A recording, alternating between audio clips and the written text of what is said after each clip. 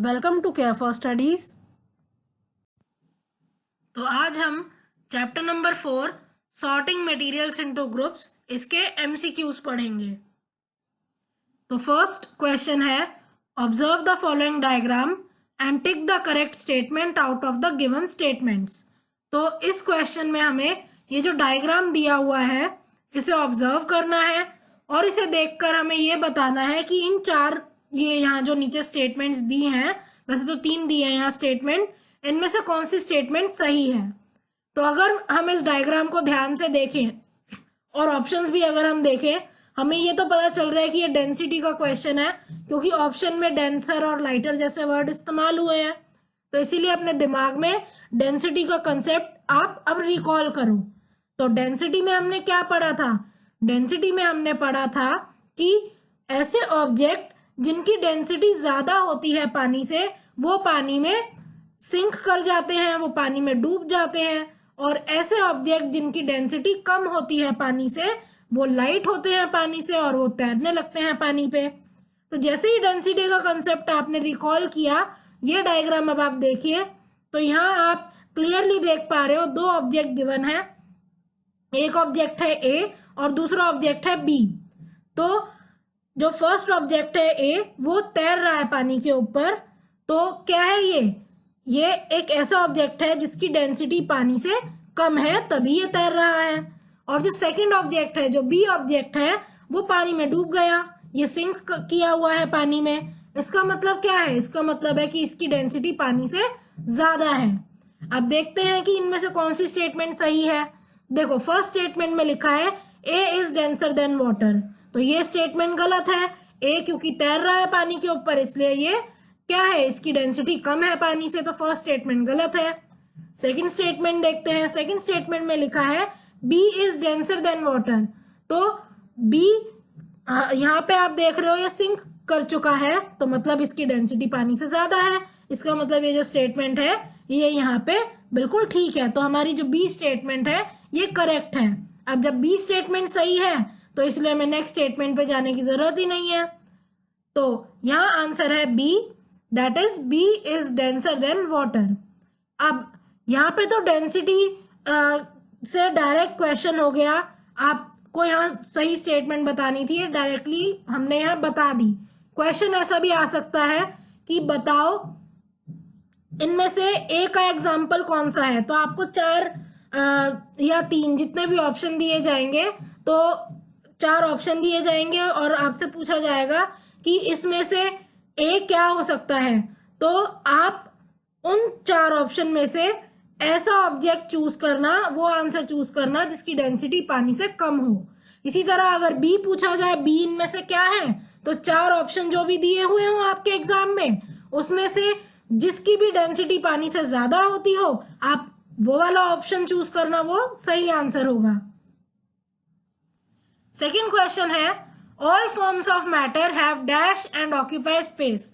तो बहुत आसान है ये क्वेश्चन। तो जितने भी मैटर है, एक तो वो स्पेस ऑक्यूपाई करते हैं, जगह घेरते हैं वो, और क्या होता है उनमें मास होता है। तो इसका आंसर है डी, मास।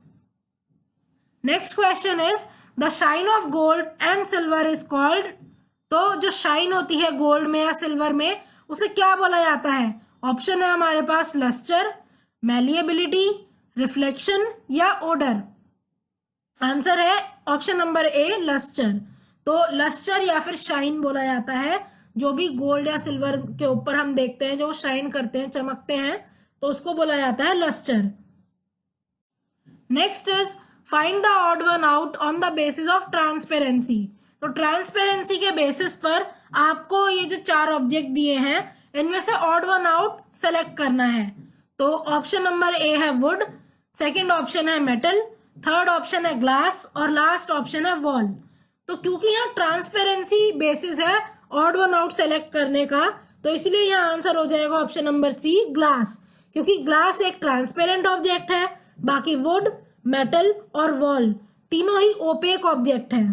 तो इसीलिए यहाँ आंसर है option number C, glass. Next is which of the following material is a hard material. तो यहाँ पे हमें बताना है इनमें से कौन सा मटेरियल हार्ड मटेरियल है। ऑप्शन है हमारे पास foam, cotton, stone and none of these. तो हमें पता है फोम और कॉटन दोनों ही बहुत ज्यादा स्मूथ, बहुत ज्यादा सॉफ्ट होते हैं। तो आंसर क्या होगा इसका? Option number C, stone. Stone यहाँ पे हार्ड मटेरियल है। Next is dash is the only metal which is liquid at room temperature. तो एक लौता कौन सा मेटल होता है जो लिक्विड होता है रूम टेम्परेचर पर? ऑप्शन है सोडियम, लेड, आयरन और मरकरी। तो ये पहले भी मैं आपको कई बार बता चुकी हूं और ये इंपॉर्टेंट भी है। आंसर है इसका option number D, mercury. Mercury एक ऐसा मेटल है जो लिक्विड होता है रूम टेम्परेचर पर, प्लस ये लस्ट्रस भी होता है, ये शाइन भी करता है और इसीलिए ये थर्मामीटर में यूज होता है। Next is a substance having density dash water will float on it. तो ऑप्शन है हमारे पास greater than, lesser than, equal to and none of these. तो यहाँ पूछा है कि एक ऐसा सब्सटेंस जिसकी डेंसिटी कैसी होगी कि वो पानी पर फ्लोट कर जाए। तो पानी पे फ्लोट तो वो सब्सटेंस करते हैं जो हल्के होते हैं पानी से, और हल्के कब होंगे? अगर उनकी डेंसिटी पानी से कम हो। तो यहाँ पे आंसर आएगा option number B, lesser than. So substance having density lesser than water will float on it. Next question है, two liquids are taken and mixed in a beaker. One of the liquid is water and the other liquid is named as P. It is observed that P dissolves in water. What is P? तो इस question में ये कहा हुआ है कि दो liquid लिए गए और एक बीकर में उन दोनों लिक्विड को मिला लिया है। अब जो एक लिक्विड है, दो लिक्विड हमने लिए थे, उसमें से एक लिक्विड तो पानी है और दूसरे लिक्विड को नाम दे दिया है पी। अब पी की एक प्रॉपर्टी यहाँ पे ऑब्जर्व की गई कि पी पानी में डिसॉल्व हो जाता है, पी पानी में घुल जाता है। हमें बताना है पी है क्या।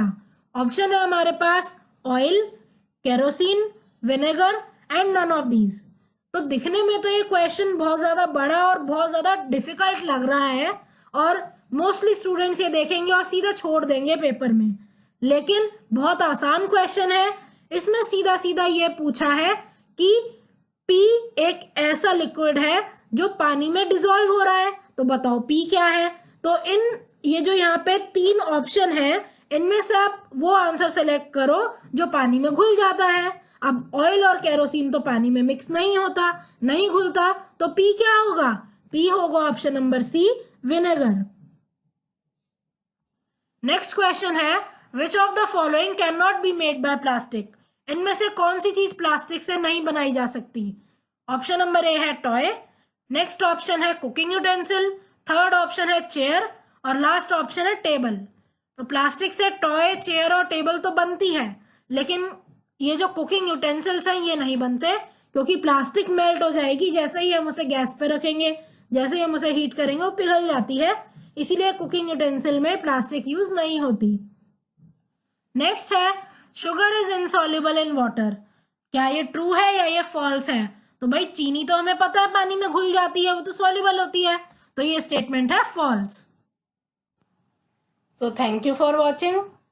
आज की क्लास के लिए बस इतना ही।